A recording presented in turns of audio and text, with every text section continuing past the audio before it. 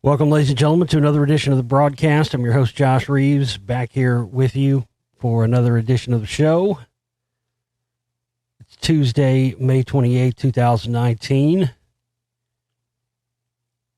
And glad to be back with you. Hope everybody had if you're in the States, I hope you had a nice, long Memorial Day weekend. I almost said Labor Day again because I always get, like I said in the last show, I always get those confused, mixed up sometimes. And, I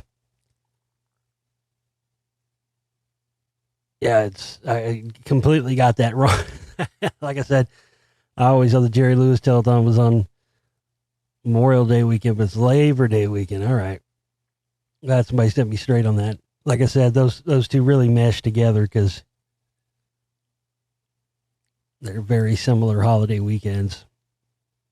Anyway, nonetheless, back here with you, got some different stuff to get into with you here on the show tonight. I had some weird technical issues. I didn't get to do. I was going to do shows. I did shows Friday and Saturday. If you didn't hear those shows, definitely go and check those out. I was going to do more Sunday and Monday, but that's some kind of weird thing. I've got it figured out now. Everything's cool, but I had to do a bunch of software reinstallations and a bunch of driver updates and stuff. Every time I'd go to record any audio, it was just getting these weird clicks and pops and everything, and nothing I could do. So, a lot of times that'll happen. You reboot the computer, it's fine. This, I actually had to go in and uninstall a bunch of stuff and reinstall a bunch of stuff and try to get drivers for, outdated hardware, all this stuff anyway. But, it's going good. I was working on it all day today. Did all the different updates and stuff I had to do. Seems to be recording crystal clear now, but it was terrible bad over the past couple of days. But nonetheless, back here with you. And we're continuing our fundraising week this week to reach 100% of our operating cost goal by Saturday. And one of the things that I did over the weekend with our little telethon thing we're trying to do, which we'll just extend through the whole week now. Everybody that contributes $100 or more to the operating costs can, if you like, you're not required to, but you can, if you like, you can submit, something, a topic of discussion or whatever. So we had a couple of those got sent in. So I'll get into some of those. I'll get into those two. We've got two. I'll get into those for you here tonight, and then we'll get on to some news for you here. Don't forget to check out all the new combo deals we've got going on now in the download shop, where you find all my films, audiobooks, everything is all in the download shop, and we've got some new combo deals in there, including one where you get everything in the download shop for a very large discounted rate. You're saving like, I don't know, $100, over $100 or something than you would buying them individually. So definitely go and check those out. We've got all the different combinations from my different films and all that. You can get Mystery Hollywood instead of buying them individually at $10 each. You can get a package that has all 9 hours of the presentation for $40. So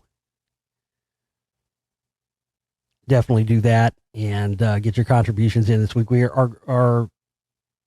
only came up $100 short for what our goal was over the weekend, so that's good because we did get a couple of contributions in. But we've got to have minimum of $100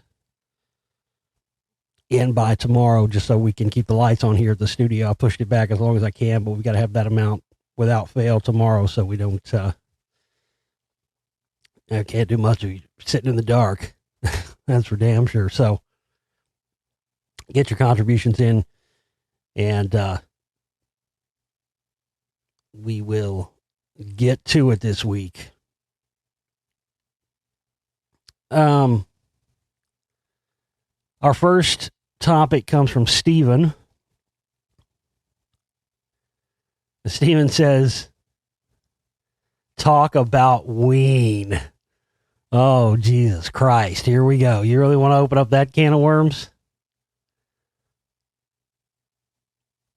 Ween. Oh, I've been a Ween fan for, let's see, God, 25 years.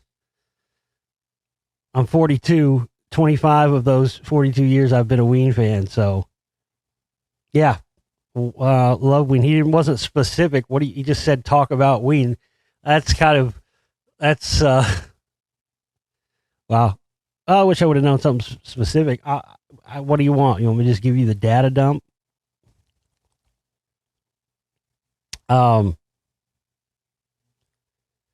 Yeah, I've seen. I'm trying to think how many times I've seen Ween. It's a lot. I've probably seen them. I don't know, 10 or 15 times, at least. A lot of times. I almost got to open for them one time. That was crazy. That was so disappointing. As I knew this guy, and he was somebody he knew or something. I remember, or a company he worked for. They were putting together. This was back in, gosh, this had to be 1996, I guess, somewhere in there. And back then, because back then Ween was still, they were still kind of an up and coming band. They'd been around for a long time, even up to that point. Because you got to remember these guys, Dean and Gene Ween, which of course are not their real names, but these guys have known each other since like fucking sixth grade or something. I think they even formed Ween. I'm not kidding you. People laugh at me every time I talk about this because it is fucking hilarious. I was not kidding you. They started Ween when they were like in sixth grade or some shit. They were like 12 or something. There's footage somewhere. It's some real weird random video on YouTube, but there's some footage in there shot on like a camcorder at, on like a middle school stage or something, of them doing this song that has the word Ween in the lyrics, and you can see them up there. They're little kids. Yeah, those guys. Those guys. And the crazy thing about it is too is how the band started. This is not a myth either. Like they weren't even friends at school. This is crazy. This is what they claim. Every time I tell somebody the story, they're like, "Oh, I don't believe that." But I don't think they don't have any reason to make this up. I mean, they did grow up in the same town. They were, little kids and stuff together. I guess they knew of each other at school. They both had dreams the same night that they got visited by this, I don't know, it was like a demon god or some sort of entity that calls itself Boognish. And they both had separate dreams where Boognish appeared to them in a dream and told them to form a band with the other one or he was going to kill him. You can't make this shit up. And so, yeah, I mean, those guys, even before they were signed to a record label, those guys were putting out, they were recording shit on 4-tracks, little shitty cassette 4-tracks. In fact, a couple of their first few albums, there wasn't any actual, this is not a joke. There's not any actual proper studio recordings of Ween until you get to the album Chocolate and Cheese. And it had like 4 records, God, Ween, Satan, Pure Guava, they had one called, I don't remember what it was, but anyway, they have 3 or 4, and if you listen to those, I mean, they're literally like some of the where they were recording. It's not even some 4-track cassette stuff. I mean, I've got all this digital technology stuff, but I still have one of the real super nice. They're going for big bucks now. I never got rid of mine, but still got one of the super nice LCD screen, the Tascam 8-tracks, one of the last models they ever made before they went digital in the 90s. you can get some real good results on that, especially if you mix it with, if you're recording like drum tracks and stuff on there and you're dumping it to digital too. You can get some, some good sounds with that. But th's guys were just doing stuff with just drum machines and like, they weren't even recording it on good tape. They were taking like, I've heard them talk about this in interviews. Like, so when they got signed to Elektra and Elektra put all their old catalog out, I mean, there's some of that stuff that they recorded that was recorded on like, on cassettes that they recorded over, you know what I mean? So cassettes that already had music on them that they recorded over like 6 or 7 times. And like, this shit's out on Elektra, and like one of their album covers is like it's like Leonard Cohen's greatest hits that they just did some artwork over and turned that in, But, by the time they got to Chocolate and Cheese, that's why that was sort of their breakout album. They'd had success before that. The biggest single they had before that, what put them on the map for me was the song Push the Little Daisies. Because I saw it on 120 Minutes on MTV when it came out. And then shortly after, probably about, I would say, I don't know, maybe 4 or 5 months after that, when the video of Push the Little Daisies came out, it was on Beavis and Butthead, and that was right, like, not too long after Beavis and Butthead started. It was when Beavis and Butthead was really getting hot. So they were one of those bands. There's no question about it, and I'm sure the guys in the band would tell you this themselves. Ween would not have ever reached the levels of popularity that they reached without Beavis and Butthead. Because, if they hated you, that was your ass. Remember when they had fucking Stewart with the Winger shirt on? And even Winger to this day will still tell you, oh yeah, that killed us. It destroyed us. We were done after that. That totally killed them. But if they liked you and they said you were cool, well, then that was, you were on your way back then. It was kind of like they were like Johnny Carson was to stand-up comedians back in the day. Beavis and Butthead became that for bands in the early 90s. You could be off to the races or sunk and done. Not even kidding you. This is how influential the Beavis and Butthead videos were back then in those days. You could be completely sunk as a band if they were like, these guys suck. You were done. Not every time. I mean, there was some examples, where there were like really big bands and they would make fun of them and say they suck. But, really big bands is not going to affect. But smaller bands, if Beavis and Butthead said you sucked, dude, and you weren't already like a big established band, you were done. But Ween was one of those bands where they would get, yes, Dean and Gene Ween. Ween kicks ass. And so they'd watch, they showed Push the Little Daisies, they showed Freedom of 76. That was one of my favorite ones when Beavis and Butthead were watching the video for the Ween song Freedom of 76. He's kind of singing in like a whole a high falsetto type soul voice in that song. And Beavis is like, yeah, I was thinking about snipping off my nads, so I can sing high like this guy. But it's like, what, Beavis? What are you talking? You're not going to snipping off your nads? And then at first he's like, what the fuck? Why would you even think that? And then he's like, then he turns it around and he's trying to talk him into doing it. He's like, come on, Beavis, snip off your nads. He's like, have you ever used them for anything? I don't think so. And don't they just like hurt and stuff when you get kicked at them? Yeah.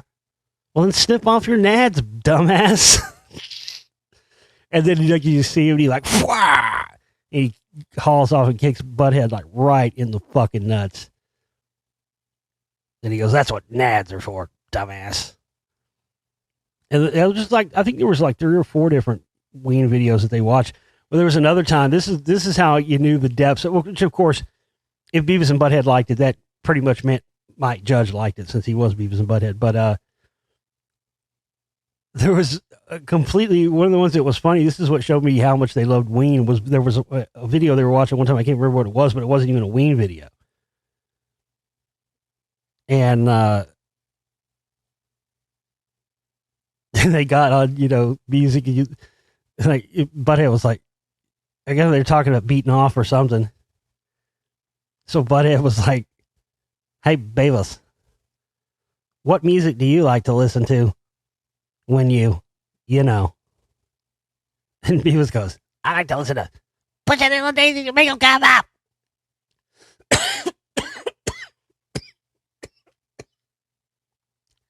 I tried to do that. Hurt my throat.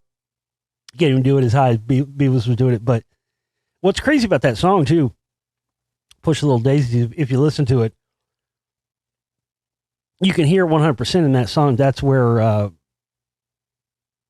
Matt Parker and Trey Parker, Matt Stone, I always get their names reversed, got the, that's where the Eric Cartman voice came from. If you listen to that, and yeah, that's been later confirmed too, because they were on South Park very early seasons when they did that Chef Aid. That may have even been like season 1. And Ween were on there, and they did that song Homo Rainbow on there. So yeah, I think that was definitely where they got that voice from. Because if you listen to Push a Little Daisy, it sounds like Eric Cartman singing it, but you got to realize that's like 4 years before South Park ever came out, 4 or 5 years. But I just can't even hear that song anymore now without seeing Eric Cartman singing it. And why they never made a video, why nobody ever made an animated video with Eric Cartman singing that song. No, I don't know. It seems like a no-brainer. I can't believe nobody's done that. But yeah, going back to what I was saying at the beginning there, I knew this guy, and he was like, "Hey," because back then, literally, Ween had just only been on in '96 or so. They'd only been on a major label on Elektra for a couple of years. But back then, in the early days of the internet, they had on their website, you could literally call them. I'm not kidding. You could get this number and call them direct, and you could book if as long as you met their whatever their fee was, $2,000 or something. You could book Ween to play anywhere. And so there was these guys that were putting on this here in Dallas. It was supposed to be a Halloween show. And so it was going to be like, Halloween, Dallas, with Ween headlining, and my band was going to get to open. So I was just, I was beside myself. I just couldn't even fucking believe, because I just loved Ween so much at that time. I'm just at the mall randomly one day, like buying a hat or a shirt or something. It just happened to be this guy I knew behind me. "Hey, man, you want to open for Ween?" I'm like, "What? It was a bear shit in the fucking woods? Of course I want to fucking open for Ween. How?" And yeah, man, it was all set up. It was going to be so ready. Flyers made and everything. And then, like, I don't know, not even a week before the show, fucking Ween canceled.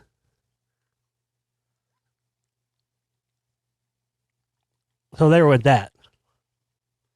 So I did not get to open for Ween. But then a couple of years ago, was it 2016, 2017? I can't remember what it was. They've been on hiatus for a while because they got all fucked up on drugs. And Gene, I guess is it Gene Ween? Yeah, Gene, he got real fucked. He was on heroin, addicted to heroin and all kinds of shit. Pills, and they were fucking doing Molly all the time and shit. So Ween broke up. They were effectively a non-entity for about, 4 or 5 years maybe. And it's crazy how they got back together. Because, they were done. Gene Ween was out because he does, Dean Ween, he does, Fishing with Dean. Go type Dean Ween fishing and go watch the fishing videos. There's one with him and Les Claypool out fishing. He does this thing. He has his own boat. And this is on my bucket list to do sometime. I forget where you have to go, New Jersey, Philadelphia, somewhere like that.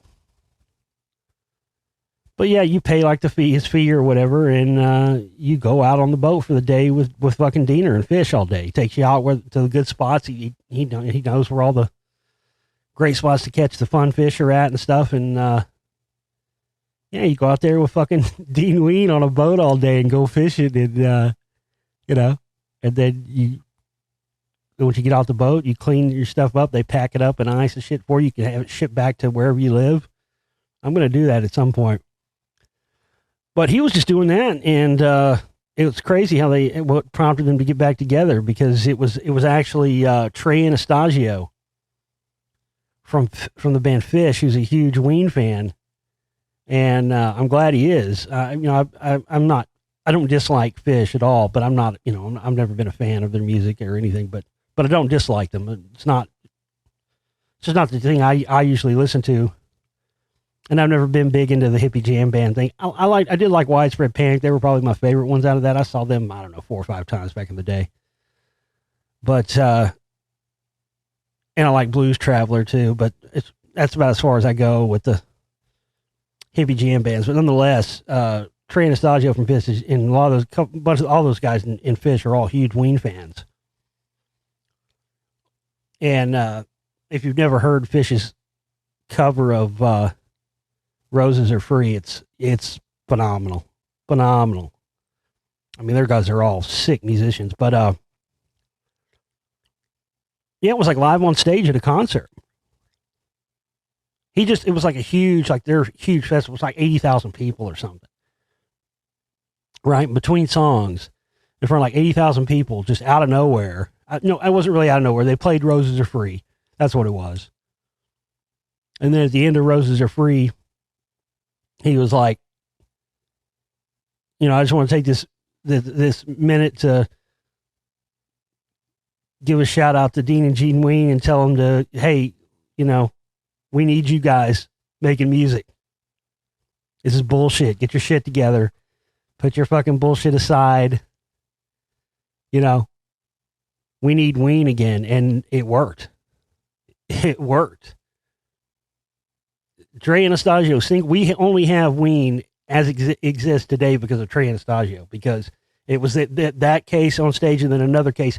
He also then finally, that's what it was. I'm trying to remember the story, but I read the story where he was talking about this. That's what it was. He finally called him up. Like, he did the thing on stage first, and that got a bunch of attention. But then after that, he finally called him up and said, look, this is bullshit, He's like, yeah, I'll tell you what I'll do. If you guys will fucking get back together and start playing music again. Fish is so big, they have their own festivals. They have their own. And I forget the name. Lock-In, I think is the name of one of them. LOCK''N, the Lock-In Festival. It's like it's like a 2 or 3 day festival, and they have a bunch of other bands. And of course, Fish plays each night of the 3 day festival, because it's their festival and they're the headliners, and they don't play the same set list every night, like as a lot of bands like in that genre don't. Trey actually gave up Fish's headlining slot on the Friday night of Lock-In and swapped and opened for Ween. It had Ween play just so they gave up their own headlining slot to Ween just so that the band themselves could watch them perform. And you can see the footage on YouTube if you type Ween Lock-In Festival Night 1. Everything, if you don't know Ween speak, everything in the Ween world is brown. Like, if something's brown, the browner the better. And you'll hear references to brown in their songs, and everything is turning brown. And that goes back to the whole Boognish thing. I think Boognish was like the god of shit or something like that. And their tour bus was called the Poop Ship Destroyer. It's just fucking hilarious. They had a song called Poop Ship Destroyer too. I saw them do a 40-minute version of it one night when they were all tripped out on mushrooms. It's insane. So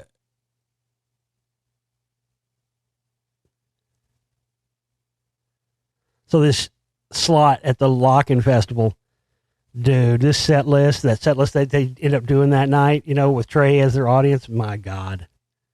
It was the brownest set list you ever seen them do. Then the next day, they played the regular time slot, and it was like during the day or whatever, day 2, and it was like pretty much, you know, like the greatest hits. But this set list that they did the night before, I mean, it was just full of deep cuts, songs that they haven't played in forever. I mean, it was just a sight to be held, and you could tell you could hear there was even some people in the crowd that like they just didn't know what was going on. They thought it was supposed to be Fish, but I just thought that was, and so since then, they don't really tour anymore. What they do, a lot of bands do this now. They do what they call fly-in dates, where they'll go, you know, to one town for a set of weekends or whatever. But anyway, they ended up coming back to Dallas back a couple of years ago and doing on Halloween night and doing the Halloween thing, and I got to go. So it was awesome. But those guys don't speak together. They're not friends. They don't speak to each other anymore. And I wouldn't expect any new music. If you've never got into Ween before, here's what I would suggest you do. Start with the album Chocolate and Cheese. The 3 or 4 records before that are very little of the music. Or, I mean, some of it is they literally have some stuff that's on the borderline of unlistenable. In fact, I used to call one of their albums Pure Guava. I used to call it the Room Evacuator. Because if you ever had a party and it started getting out of control, or, you know, or people were hanging around longer than you wanted them to and nobody would leave, you know, that happens sometimes. Dude, all you got to do is put on Ween, Pure Guava, and they won't even make it to song 6, dude. It won't even be 6. It won't even be song 6. You'll have a cleared out house. I've seen it happen dozens of times. I'll be at somebody's house party. They're like, "Hey, Josh, you got the Room Evacuator?" Like, "I sure do." I'm like, "Put that shit on. I'm ready to go to bed." I'm like, "All right, dude, put that shit on, the loudest system in the house, and crank it." Nah. The one time, I saw it backfire one time, and then it got ugly. Because the one time it didn't work, I saw everybody just went outside. So then you got, you know, a house full of people that are all just outside talking. That defeats the whole fucking purpose. And then it got ugly. Then they had to, you know, tell motherfuckers to kick rocks. But I would start with Chocolate and Cheese. Fantastic album. Their most accessible album. That was, you know, that's when they made the transition from having a lot of the unlistenable. For a long time, those guys played live. They didn't even have a band. It wasn't really until the Chocolate and Cheese era that they actually had a band. I saw them on that tour. I saw them at the Galaxy Club in Dallas on that tour with about 30 people. And that place only held about 100 people. So, and I saw them on that tour. And that was the first tour they actually had a band. Before that, they just played live with like a guitar, a bullhorn, and they had all the drums and bass pre-recorded on a DAT machine. And, yeah, that was the DAT tape era. They played for many years, probably maybe even over 10 years in that format where they were just those two guys.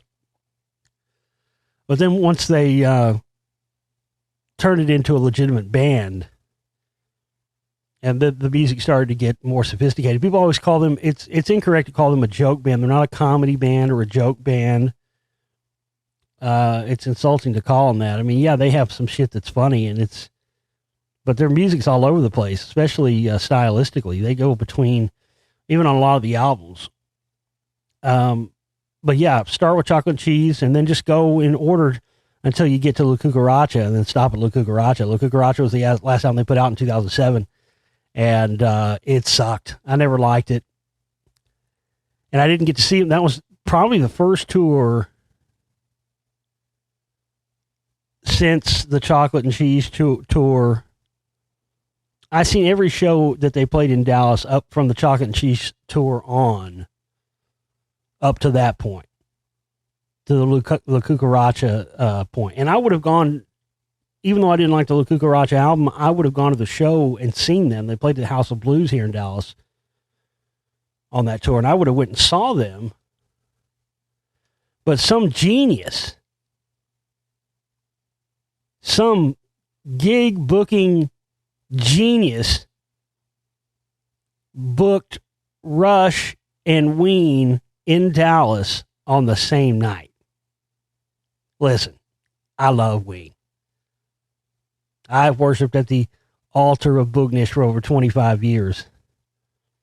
But, this was, you know what, I just remembered that was the same Rush show that I was telling you about the other night. I saw him twice on that tour. That was one of the tours they did 2 legs on. That was the Snakes and Arrows tour. So they came through town twice. I saw them twice on that tour, and they even changed the set list up, which was crazy. But, yeah, I think it was the first night, the night I was telling you about where I hurt my foot and had to take the oxy and all that. Some fucking moron booked Rush and Ween on the same fucking night. I was so pissed. You can't ask me to make that fucking decision. You know? But luckily, I had just seen Ween the year before at the Austin City Limits Music Festival in 2006, which was the last year I went to that one, 2005 and 2006. So I had just seen Ween the year before, so I was good, you know. It didn't bother me too much, but yeah, they haven't put out any new albums after that La Cucaracha album, and that was really when the decline of the band started to happen, but they're doing sporadic touring now, you know, but they're as good as they've ever been. I can tell you that. Whatever hiatus or whatever bullshit they were going through. Musically, they're phenomenal. They're still fucking as phenomenal as they've ever been. They're ridiculous. And it's sick how many songs they've got. But Chocolate and Cheese, fantastic record. The next one after that, The Mollusk, fantastic record. I saw that tour as well too at the Galaxy Club in Dallas, but it was packed this time. It was a huge jump. I think they probably had more Beavis and Butthead exposure then too.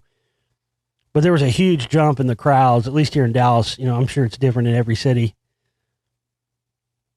But here in Dallas, it was a huge jump between those two records. In like a span of like a year or something, they went from having 30 people in this club to this club being completely fucking packed out the very next year. And the only difference was the release of these 2 albums. But the Mollusk, the Ween, the Mollusk album, this is crazy because this guy passed away a few months ago. But the creator of SpongeBob SquarePants said that Ween was the total inspiration behind him creating that series, because it's a very nautical themed, water themed type album, but it's fantastic. There's so many great songs on that record. So Chocolate and Cheese, The Mollusk, Golden Country Greats after that, which is another fantastic. I saw that tour. I didn't see that tour in Dallas. I saw the Golden Country Greats tour in Austin, where they had, and this is the tour where they got this they wanted to make it, this is crazy. Mollusk may have actually been after that one. I think I may be getting my shit mixed up here. Mollusk may have been 97. 96, I think, may have been Golden Country Greats. I can't remember. Yeah, I think that's what it was. But regardless, that's what they had these old Nashville session guys from like the 60s. Charlie McCoy on harmonica and all these famous session guys. And Ween did a country album. And it's fucking hilarious. Especially the song fucking Piss Up a Rope. Ugh. Pack your bags, I don't need to egg on your knees, you big booty bitch, start sucking. Oh, that's greatness. That's a great record. You should get that one on vinyl. I've got, it's like a poo marble. It looks like marbled poo. The copy I have, the colored vinyl version of that. It's fantastic on vinyl. Golden Country Greats is a great record. And it's funny and it's hilarious, and it's Ween and it's a country song. But I love how they'll still throw in, it'll be like a total country song, but they'll still throw in like some sort of warped ass, Ween crazy guitar effects solo in the middle of a country song. It's just hilarious. And then, of course, the Mollusk. Mollusk is another great record. All three, they're pretty much, in my opinion, you got that early era stuff, and a lot of it's hit or miss. But it's still, I would always, you can always go back, and I would start with Chocolate and Cheese. Then once you make their run through their records, then go back later. That's what I did. And then go back later and get the earlier stuff. And then after those albums, then you had... they had put a live album out, like 98 or 99. And it had a bunch of the DAT Machine era stuff on it and some other band era stuff. It's called Paint the Town Brown. It's like a double CD set. It's really good. And then in 2000, they came out with the album White Pepper, which was it's just another like stylistic grab bag, I mean, they jump around from like Steely Dan sounding shit to like all out fucking hardcore punk rock, back to heavy metal, to fucking Baroque pop, to country. I mean, I love that. I love, they jump all around the place. I mean, they even let the black guy, the drummer, they have a song called Put the Coke on My Dick that Melvin, the drummer, sings, and it's fucking hilarious. And I saw him do that one time, and another time, the same time he did that, he did Hot for Teacher. And the drummer's back there fucking playing that insane Hot for Teacher drum beat and singing the David Lee Roth stuff at the same time. I mean, they're Ween is from another fucking planet, dude. And on that White Pepper tour, I was so excited because they were coming to Dallas on that tour. And when they announced the date, I completely lost it because they came to Dallas on my birthday that year. So I was fucking stoked, man. And, I was assembling the masses at that point. I'm like, all right, look, we got to roll Mobb Deep to this motherfucker. I need all my homies out to this, It's my birthday. It's fucking Ween. I got to roll deep to this. So everybody I know got tickets and everything. And so since it was on my birthday, one of my friends, a couple, they were like, hey, we got your Ween ticket. Don't worry about it. It's your birthday. We're buying your ticket. I'm like, oh, sweet, And so I was like, okay, I'll get down there, meet you guys down there. And I got down there. It was general admission, so it was like first come, first served. Man, I got down there like 3 hours before the show started and got right in the front. I was like the first person there. So I was like, oh man, it's going to be sweet. You got to remember too, this is back before the days of cell phones. Not that they didn't have cell phones back then, but I'm just saying, I certainly didn't have one, and not everybody had one back then. But, I'm waiting. The doors, are getting ready to open. Nope, my friends aren't showing up. The line starts fucking going all the way around the fucking line up, and then all right, we're opening the doors. And there I am at the front of the line without a ticket. So I had to lose my spot in line. And basically the whole line went in, the whole place like filled up almost to max capacity. And all my other friends who had tickets were already in there. But my ticket was with these other two friends that were coming that didn't show up. And oh man, I got to tell you, and then Ween starts playing. I got to tell you, man, I've not been that depressed. I was just like, or pissed off, man, in my life. It was Ween, dude. It was my birthday. They were playing on my birthday, and it gets fucked up, because my friends can't be punctual or whatever. Man, I was almost in tears, dude. I remember sitting outside of the Gypsy Tea Room in Dallas and sitting up against the bricks and just had my hands in my head like, oh my God, this is like worse.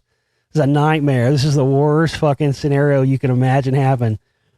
is that Ween comes to your town, one of your favorite bands of all time comes to your town on your birthday, and everybody you know is inside except you, and you're sitting on the street by yourself, and some fucking dude walks up and is like, hey man, you all right? I'm like, I told him the story, I'm like, no man, I'm not fucking all right. This is, this happened. He goes, shit man, here you go. Fucking pulls a fucking ticket out of his goddamn pocket and gives it to me. Can you believe that? Fucking Boognish, dude. I prayed to Boognish, and Boognish heard my prayers, and this fucking dude walked up and was like, nobody ever talked. If people don't talk to you like that, nobody's ever. This dude, like, legit, like, sees me sitting outside of a Ween concert. Like, how could you be at a Ween concert and be upset? You know what I mean? Unless you're female, of course. That was the other thing about that show. Like, everybody and their fucking girlfriends all broke up that night. It was fucking hilarious. But this dude's just like, oh, you can't. Oh, well, here you go. He pulls a fucking ticket out of his pocket and gives it to me, and then just disappears. I didn't see him the rest of the night. Disappeared into the place. I was gonna buy him a drink or something. Dude disappeared. Didn't see him. He was like an angel or something. It was crazy. So I go in and I finally work my way up to the front or whatever, and then later I see the two friends that didn't show up. They're like, oh, we're so sorry. Oh, fuck off. I mean, fuck off. Oh my God, I was so mad. But I got my revenge. I got my revenge. Because the couple that came, they were both my friends and they were a couple, but I ended up banging the chick later anyway. So that's cool. So I felt better. For some reason I felt better after that. So what the moral of the story is, don't forget my tickets to Ween on my birthday, or I will bang your girlfriend. That's that's the moral of that story. I got to take my brother and my sister to see him in 2003 on the Quebec album tour. That was the last great record they made, was Quebec. Sadly, and they put out La Cucaracha a couple after that. La Cucaracha, there's maybe one or two songs on La Cucaracha I can get into, but they've never put out a new album after that, and I don't suspect they will. They don't need to. They've got more songs from their catalog that people want to hear than they ever will have time to play at a show, and they play, God, in the day. I guess they play probably a little shorter now. 2 hours, 15 minutes, 2.5 hours maybe or something. But back in the day, I saw. I wasn't uncommon for them to play 4 or 5 hours. I saw 4 or 5 hour shows before Ween. Oh yeah, especially if they were fucked up on the good drugs, like they were that night. That I didn't get in until later. They were on the mushrooms that night, and they were fucked up. That's all I could see when I got to the fucking front of the stage. It was like, oh shit, they're fucked up. My friend was like, yeah, they're gone. I'm like, oh fuck, it's going to get interesting. So yeah, that's what they did. Put the coke on my dick, hot for teacher, and fucking what was that song? Melvin the drummer would sing it too. It is like these eyes cry for you, but he changed it to these nuts, these motherfucking nuts. That's hilarious. They're just fucked up. And then they did like a 30-minute version of Poop Ship Destroyer, and it's just noise and feedback and fucking screaming through a bullhorn. And the next day I called my friend and I was like, hey man, the fuck was up with that show last night? Did you notice all those people getting his girlfriends? There was like literally, there were breakups happening all around you at this concert. I don't know. I to this day, I've never seen anything like it. Not at a Ween concert, not anything else. I don't know if it was just a conflagration of circumstances and something that just happened to happen that night. And I don't know. The only thing I can put together is that there was a bunch of guys who told their girlfriends, hey, this is one of my favorite bands. Let's go see them. They said, okay, all excited. And then they get there and they're hearing songs like Put the Coke on My Dick and, you know, my penis is swollen, your pussy is hard, and whatever, and fucking baby bitch, fuck you, you stinking asshole, and piss up a rope. You can wash my balls with a warm, wet rag and all this shit. I think that's what it was. I think it's just a comment because they just happened to do all those songs that night. You know what I'm saying? Not every night at every show do they do baby bitch, put the coke on my dick, piss up a rope. But they just happen to have, you know, sort of those offensive to women type of lyrics, which is, you know, listen, I know plenty of women that love fucking Ween. They're not offended by it, so they get it. But, dude, women just get breaking up with their boyfriends left and right. The next day, I call a friend, man, did you see that shit last night? Fuck was up with that? He's like, yeah, me too. I'm like, what? He's like, yeah. I'm like, wait a minute. You're fucking kidding me, right?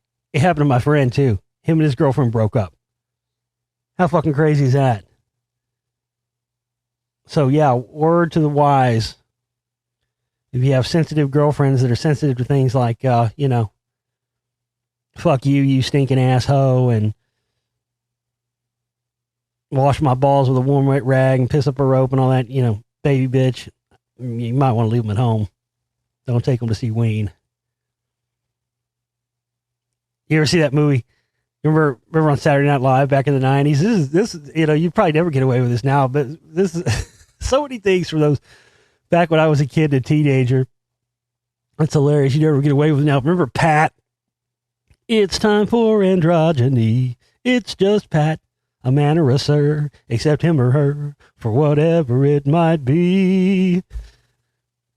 Well, they had Pat the movie, and Weed are in that. Shit, you know, it's kind of hard to find now. I got a couple of years ago, I found a sealed copy on Laserdisc and got that. But it's great. I think you can see the clip on YouTube. But they got like the Ween mobile they're like traveling around in, and Pat's like, I love Ween. They're my favorite band. It's hilarious. But yeah, Ween, great band. Seen them a bunch of times. They're one of those. I don't know. I agree with Trey Anastasia more than anything. I can't just the thought of living in a world without Ween is as shitty as living in a world now without Rush. God damn, man. I can tell you, man, that shit's made me depressed. It sent me into depression for a while. And then I got over it, but man, you gotta understand, I started seeing Rush when I first started going to concerts when I was like 13. I am glad that I got to be there though, because it was a dream. I remember when I was watching Rush DVDs and videos when I was a kid. You know, because I always used to think, you know, well, what makes them pick whatever town? You know, why do they pick this town or that town to record, you know, a live concert at or whatever, to put out on, at that point, would have been on video, VHS, or on record, you know. But I always wondered, and I always wanted to be at a live, you know, I always wanted to be at a live, like a making of a live album, or be at a concert where they were filming the DVD or filming the video or whatever. Really, of any band, you know, that I always thought about that one. But when on their next to last tour, on the Clockwork Angels tour, when Rush played Dallas, and they announced they were recording in Dallas for the Snakes and Arrows live album and DVD Blu-ray, I mean, I just couldn't even believe it. It was beyond a dream come true for me. And I did get filmed for it, but it didn't make the final cut. I had a costume on it, so they wanted people to dress up as like characters from the Clockwork Angels thing. So I was one of the characters, the clock or the, what was they calling watchmaker, the watchmaker. That's what it was. So I was dressed up like that. And I got filmed for a good solid 5 minutes. The guy was right on me, pointing the camera at, but I've watched the DVD several times and I've never seen myself in there. So I guess I didn't make the final cut, but, yeah, Ween's one of those bands that, again, you know, the bands come and go and bands break up and, you know, you stuff goes by the wayside. But Ween is one of those bands that's been a part of the soundtrack of my life since I was 16, 17 years old. So, yeah, I always give it up for Ween. Always have. Always been preaching the gospel of booginess for many years. They also have a live in Chicago. I think it's a DVD and a CD set. It might be out of print, but you can probably still find one on Amazon or eBay or something. That's definitely worth getting because it's a fantastic performance. They sound great. The song selection's great.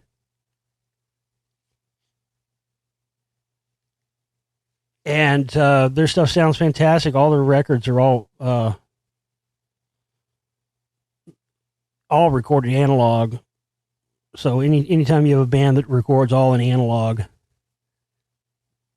if they remaster their stuff or do, you know, vinyl releases and it's originally recorded analog, they generally sound pretty good. And I got Chocolate and Cheese, I've got The Mollusk, I've got Golden Country Greats. That might be it as far as the three I've got on vinyl. Of course, I've got, you know, all the other ones, the CD and digital and all that, but you got to be careful, man. There's, you know, the vinyl resurgence that's been going on the past several years, but not all vinyl is created equal. I got to tell you, it's not. And you got to be careful with a lot of this new stuff that's coming out, especially if they're reissues of older albums. Don't buy those unless you know for a fact that they're remastered from the original analog tapes, because all you're doing is buying a digital version of the album that's cut onto vinyl. That's it. And they sound like it, especially if you listen to them on a good setup with a diamond needle and a 2 preamp with platinum grade tubes that are matched and all that stuff. I've done the AV comparisons because I've got some of those. I bought one Rush record, Fly By Night, that was it was a reissue vinyl. I won't do that again. But then there are cases where sometimes the CDs sound better. Like if you listen to the CD remastered version of Rush's Exit Stage Left album, it actually sounds superior. Equalization is different. It sounds better on the digital version than it does on the vinyl record version of the original LP. So there are cases like that too. But also there's things where, like, depending on where in the batch, when they cut records, they wear down. So if you get a record that was cut towards the back end of when that plate had been used, let's say, you got it, they do 1,000 records. I don't know how many they do with one plate, but however many they do, let's say they do 1,000, and you get one of those ones that's in the last 100 or whatever, and it's a crapshoot. Those don't sound nearly as good. So you'll see that sometimes. Sometimes when you're listening to records, you'll get one that'll sound real loud, masters will get real up front, and then you'll hear another copy and it won't sound as good. But problem is with a lot of these re-releases, they're just taking the digital versions and they're cutting them right to vinyl, and that's horseshit. Because it sounds like that. It just sounds like a digital version. You're listening to a digital version on a record. It sounds no different than when you're listening to it on CD or something. It sucks. But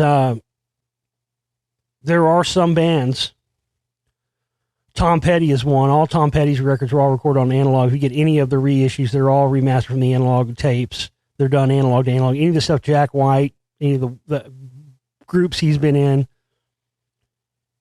If you buy a White Stripes album that's reissued, it's brand new right now, and you put it on your record player, it will sound identical to an original version of that record when it came out in 1999 or whenever, because they're keeping the 100% analog signal chain all the way through across all versions. Sleater Kinney, punk rock band, they're another one that does that. All their reissue albums are all analog. All of the Noel Gallagher and all the Oasis stuff. The Oasis stuff is really killer. The Oasis reissue vinyls, a lot of those albums didn't come out on vinyl originally, are unbelievable. Unbelievable. Probably the best I've heard from any band as far as the vinyl reissues go. They are, in some cases, they sound better than the originals did, even when they were on CD. It's unbelievable. And he's done the same thing. All the Oasis stuff was all recorded analog. All Noel Gallagher stuff is recorded analog. So, yeah, if you get any of those, and I think you can pretty much get all of them now on vinyl. I've got 3 or 4 of them. They're phenomenal. Phenomenal. So that's another tip. Not all vinyl, and going back to what I was saying about Ween, all the Ween ones are great too. You can tell they've all been mastered from the original analog tapes. So, but there are some bands that they don't. Here's another thing people don't realize and didn't even know. A lot of, especially in the early days of CDs, and even now, there are a lot, people don't even know this, there are a lot of older records where they don't have the master tapes, or the master tapes have been damaged or whatever. And a lot of the CDs that got put out, and a lot of the digital copies, were actually mastered to digital and made from a vinyl source. A lot of people don't know that. Yeah, there was a lot of those, because there's a lot of records. There was a few of the Thin Lizzy records. I think Black Rose. I have all the originals of the Thin Lizzy, so I don't have to worry about that. And I have one reissue. I think Fighting is the only one I have that's a reissue. And it sounds good. It sounds good, but you can still tell, especially when you A/B it against the originals, because all the originals are coming straight off the original. That's why you want the original copies, best case scenario, the original releases, and not reissues of albums, because the reason is because those original albums are coming straight off the pristine master tape at the time which it was recorded. Whereas now, they either have to go back to the master tape, which you have to take those tapes and bake them in an oven. Whenever you're mastering old analog, they have to be taken to a special oven, a kiln thing, and heated up before they can be played, because otherwise they'll just crumble into dust. And it's interesting, where a lot of, not a lot, but like pretty much all the major movies, catalogs of, big stars and artists and stuff. People always say, "Oh, what's going to happen if there's a catastrophe? We're going to lose all this stuff because it's all digital." Nah, man. Nah. I hear people try to make that argument all the time, and they're just ignorant. They just don't know the facts. Man, they got everything all backed up in NORAD inside of the mountain. There was a show. This was mind blowing. There's that show with Ozzy Osbourne and his son Jack Osbourne, and I think it was season 1. May have been season 2. They actually go to NORAD. And this, to me, I don't know of any other example. I mean, I knew about this for years ago, but it's different to actually see it, because they actually have, and show you in this Ozzy and Jack's World Detour show, they go to NORAD and get special permission. And of course, who does Jack say got them the special permission to go there? His mom, of course, Sharon. because she's got all the big connects. You'll see all that data in Spellcasters too. And they go in and they show them the picture archive, all these famous photographs, huge, massive photo archive inside there, huge movie storage vault. Basically every movie that's ever been made is in there. The original copies in there. Every album that's ever been made is in there. And they actually go into NORAD inside the mountain, Cheyenne Mountain or Iron Mountain, whatever it's called, Cheyenne Mountain. And they pull the fucking, I get like the Blizzard of Oz master tape, dude. And it's crazy to hear it. You can hear it even through the video. It comes through how different it sounds coming off. That's when you realize how big of a difference there is from what you record in a studio to what eventually gets put out on whatever formats, vinyl or CD or whatever, how much different it sounds. Even Ozzy was sitting there blown away. Because you're hearing it come, they were playing it back to him right off the tape, right off the original studio 2-inch master tape. I think they were playing Mr. Crowley or something, and they like isolated it and dropped it down where you could just hear just Randy's solo and nothing else, none of the other instruments. It's fucking mind-blowing. Fucking mind-blowing. I thought my fucking brain was going to ooze out my ear. I couldn't even believe it. But I was just, that's an important piece of footage historically, because it's something people speculate about. No, I wonder, what are we going to do? No, dude, they got everything in there. That's shit's money. I mean, even if there was a nuclear holocaust and 100% of humans were wiped out, a big chunk of a lot of data storage and information, it's all going to be saved. And who knows how many backups they have. That's just one we know about. But, yeah, they show the different sections there. Like, here's the Sony section. Sony has all their movies in there. Here's the MGM section. They've got everything in there. It's all in there. And so whenever they do a lot of these reissue projects, whether it's for vinyl or whether it's for old movies, that's where they have to go to get the copies from. They have to go to NORAD. They're stored inside the goddamn mountain that has that fucking Faraday cage built into it. So it's, can withstand, I don't know how many hundreds of direct impact. I mean, you can sit there and just launch hundreds of dark bombs, nuclear bombs directly onto that motherfucker. It ain't going nowhere. Isn't that wild? Yeah, these guys got that shit on double lockdown. So there you go, man. I hope that helps. The next one I got here, I don't know. This is kind of long. This is kind of weird. I'll do my best here. This is another one of our contributors who had a question. He says, I lost interest in these kind of topics because of the Google conspiracy purge, and my recommended YouTube feed became all TMZ, Celebrity, CNN, Marvel, or Game of Thrones trash instead of my actual subscriptions. Yeah, welcome to the club, bud. They did that to everybody. They did that to me, too.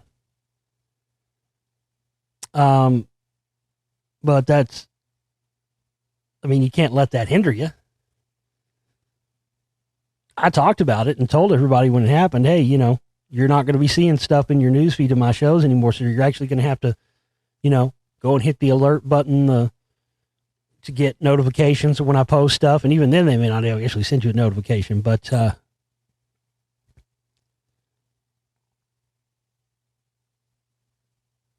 that's disappointing to hear. I mean, I can understand not being able to keep up with all the things you like to keep up with now because of their fuckery, but to say that you lost interest in these topics just because they're not showing them on the front of your page anymore. Come on, man. It's not being easily fed to you every day now, so you lose interest? I'm not going to rag you on that, man, but come on. I'll rag you on some of this other weird shit you're asking me about. No, I'm kidding. I do have some personal questions that have always bugged me, but I could never get an answer, for which you can use for your telethon show, I guess. Okay. Number one, around 2012, 2014, I had the most insane dreams that always start with a loud buzzing, humming vibration noise, but this was the loudest noise I've ever heard. It was like standing next to a giant subwoofer with the buzzing of a fly. My body would be paralyzed and I would get sucked into through a Tron world of equilateral triangles. Zooming through the galaxy, it felt like some galactic train ride. Yeah, it sounds like you, yeah, I mean, that sounds like DMT or LSD or something. I've seen that. You know, I've gone through those things before.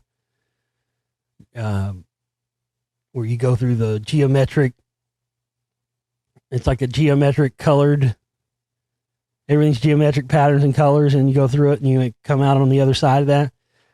I don't know what the context of. What's the context of this? Were you on hallucinogens? This is just what's going on in your dream? Okay. So that's not out. If this is just what you experience in a dream and not under the influence of being hallucinogens, though, that's pretty. Listen, your brain secretes DMT when you're dreaming, oftentimes. So, you know, seeing that the equilateral triangles thing, that's, you can tell sometimes when your brain's really pumping the DMT while you're dreaming, because you'll really go places.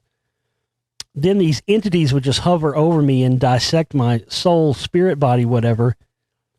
These things were huge, though, like mountain titan size huge, and they were hooded figures, and I could never see their faces, like they were obscured. I was afraid to sleep or take naps for 2 years. I feel you, bud. Yeah, they, you know, fuckers used to come for me at night, too. I could just quit sleeping at night altogether because of it, but then it went away. If you don't want the entities to fuck with you while you're sleeping, get a cat. That's all I can tell you. Get a cat that'll sleep with you in the bed, and the entities will not fuck with you while you're sleeping anymore. I'm serious. It would happen randomly, and it didn't matter what time of day. It did end after some strange white ball of light dusted everything and brought me back down to planet Earth. I clearly remember going through some bright light death tunnel Stargate bullshit, though. Yeah. I don't know how to explain it. It was like an alien abduction without the craft. It was like they were intercepting my soul signal. I mean, I thought it was demons or something, but so I don't know. No, that's the whole thing with extraterrestrial abductions. I've experienced that too. I know exactly what you're talking about. And that's a great way of putting it. Like they were intercepting your soul. That's the whole thing that people don't understand. This whole thing, I'm not going to say flat out that I believe that there's no such thing as abductions altogether. But I don't believe it's the thing like we've been explained, at least in my experience and from the experience of other people I've talked to who experienced stuff. And what you're explaining, what you're saying here, I don't doubt one thing that of anything you said here, because I've experienced everything you've experienced here. But I got to tell you, bud, that was definitely an extraterrestrial encounter. But that's what they do. They're operating on multiple dimensional levels. And these things where people talk about being abducted and go up in the craft and all that, they don't take your physical body. They take your etherical body, your soul body. They know how to take that out and operate it on it and do experiment, do whatever in that dimension, and then place you back in your body. And what's crazy is that when they do this, even though they don't do physical things to your actual physical body, if they do it on your etherical body, you will then have the marks on your physical body. And that's what makes people think that they've actually been physically abducted and physically gone up into a craft, when their technology is so next level that they don't even have to do that. I woke up one time in the middle of it while they were in the middle of fucking sticking this goddamn sewing needle thing in my fucking ear. And everything looks black and white. And it's kind of like what people call sleep paralysis. Yeah, it was 3 of them, 3 grays. And they left my they left my patio, at the apartment I lived in at the time, they left my patio door open. Me and my friends started noticing that. Me and my roommate were noticing. We're like, we'd notice it, like we would wake up the next day and our patio door would be open. He's like, did you leave this open last night? No, I closed it. Yeah, me too. So it happened 3 or 4 times. And so finally we were like, all right, well, before we went to sleep, we're like, okay, here we are. We're closing this. We're locking this. We're both going to bed. If we wake up and this fucking thing's open, we're going to know something's going on. And the next day we woke up again and there it was. It was not open all the way, just open like about 3 or 4 inches, just cracked. And that's how it was when I had this experience like you're talking about. Yeah, they can take your etherical body out and that's all they need. So yeah, I mean, you're right on with what you're saying here. He says, number 2, sometimes when I dream, I can't tell if I'm awake or dreaming. The dream world would look exactly like this world, except it's basically no color. Yep. And the lights don't change. Exactly. They're right. When I was under the thing, when they were operating on me and I was trying to scream and I couldn't, it was black and white. And when I shook it off and I came out of it, everything went to color. And that's when I realized I thought I was having a bad dream. So I thought I was waking myself up from a nightmare. This is the craziest thing I've ever experienced. When I thought I was opening my eyes, everything went from black and white to color. My eyes were open the entire time. That was the craziest thing I've ever experienced.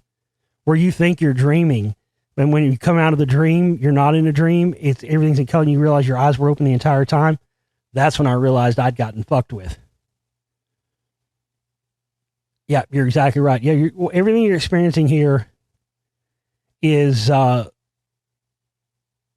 everything everybody I've talked to, what I've experienced on my own, of what you would consider, what people classify to be abductions aren't really abductions. And there are more things like this. Yeah, I believe 100% what you're saying here, man. Absolutely. But if you're confused about what this is, I don't want to freak you out or anything, but it's not demons. What you're dealing with here is, I don't know what, there's a bunch of different races. I don't know. They're very interested in some of us for some reasons. And,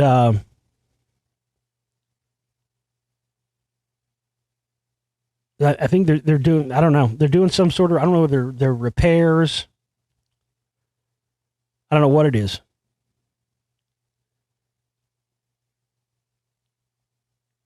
Yeah, that's crazy though. When you think you're opening your eyes, but then you realize your eyes are already open.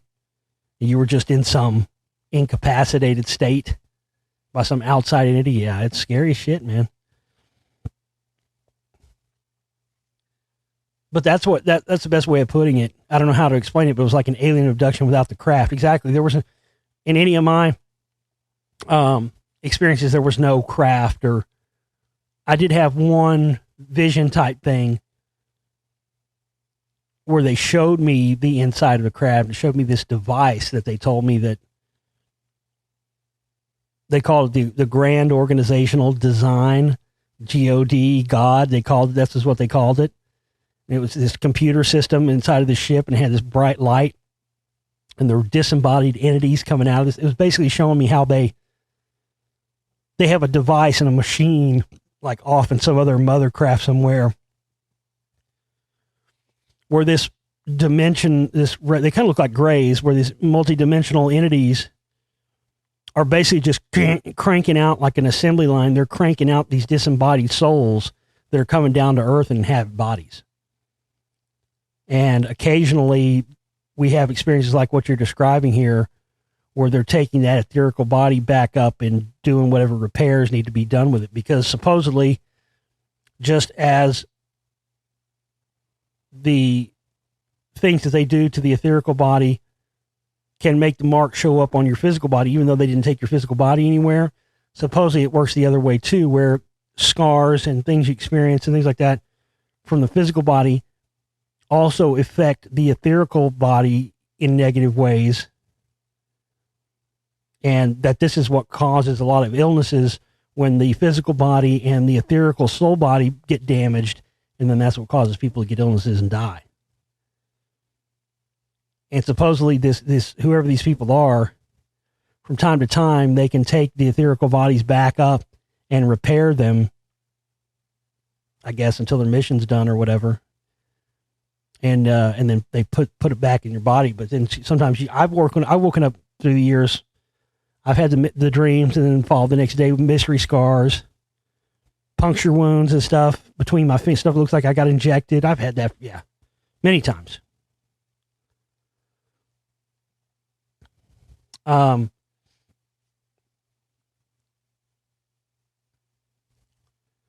Number 3, final question. This doesn't happen anymore, but for a while I would hear these whispers of multiple figures talking shit about me.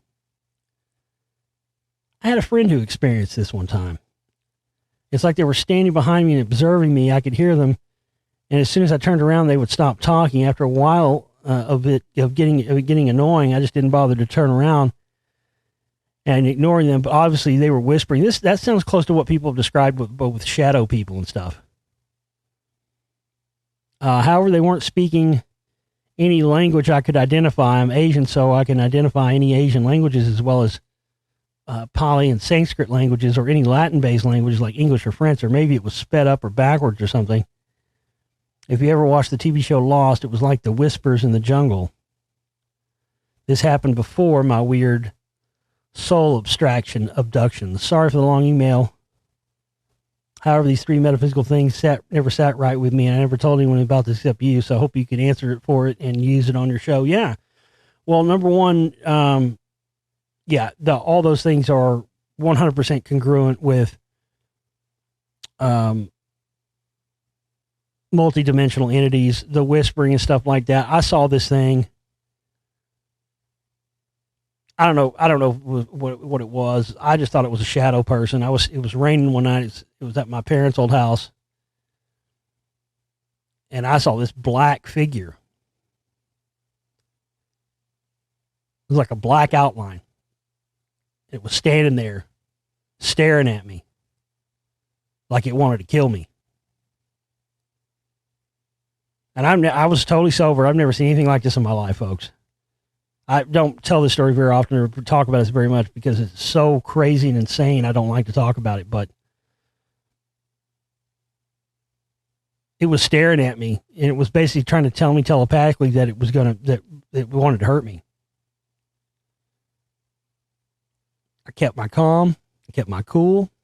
I didn't freak out, but I stood there and watched it standing there in the rain up against a storage shed, staring at me for 5 or 6 minutes.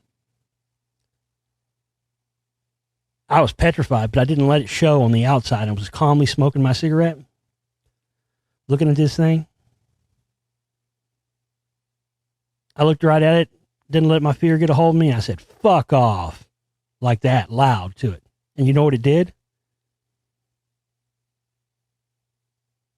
It was kind of crouched down. It got up, it walked to the side of the corner, and it disappeared, dematerialized. Like it just broke up into pieces and absorbed into the rain. Dude, what was that? You think you don't know how to explain your shit? I don't know how to explain that. It's only ever happening once. This was like, I don't know, 9-10 years ago. It was some sort of shadow person or entity or something, and it was putting off the vibe that it wanted to do me harm. But I told it to fuck off. It couldn't hurt me. It disappeared. I think there are certain people who, I think it varies by blood type too. Depending on what your blood type is, it varies your experience with these types of things. I don't have all the data on that. I can't tell you which blood, which types of blood or whatever. Obviously you've got stuff like the RH negative stuff and all that. But I don't mean just that, but it's something to do with bloodlines and different types of blood that people have. But you're not crazy, man. That's all I can tell you. Exactly what it is and who these people are and whatever else, I don't have all the answers to that, but I hope that what I did tell you helps you. And I appreciate you sharing that with us. You could have easily kept that to yourself, but all I can tell you is you're not crazy, you're not batshit, and you're not the only person that's experienced this, so you're not alone. So, if you felt weird and fucked up because of all this, you don't have to anymore, man. You're not alone. You're not the only person that's experienced this, and I can tell you it's real. It is. What it is, who it is, I don't have all the answers for that. You can speculate about that all day, and you might be right, you might be wrong too. I don't know. So, I'm not going to tell you 100% I know what it is. I can tell you that it is 100% what you're talking about is real. So, there you go. All right, folks. Got to raise a minimum of $100 by the 29th, by tomorrow on Wednesday. So get your contribution in. But we got to reach 100% of our operating cost goal by Saturday. If one person could come in at 1,000, if one person can come in at, 2 people could come in at 500. But we just don't want to get down to the last minute with this thing. We want to get as much of our goal hacked away this week before we get to the end of the week. So get yourself an archive membership subscription. If you haven't, we've still got those. The lifetimes on sale this week only for $300. They'll be going back up to the regular price of $500. So if you want to get locked into the show and not have to worry about YouTube and whether or not they're going to show it in your news feed or whatever, you want to get locked in and get the show second after they're done, go and get yourself a membership to the archives. Get yourself some downloads, and everybody that can contribute $100, do so, whatever amount you can contribute. But we also need to have, a couple of larger ones come in this week too, not just the smaller ones like we've been getting lately. So let's do it. I love you guys. We'll see you tomorrow. Take care.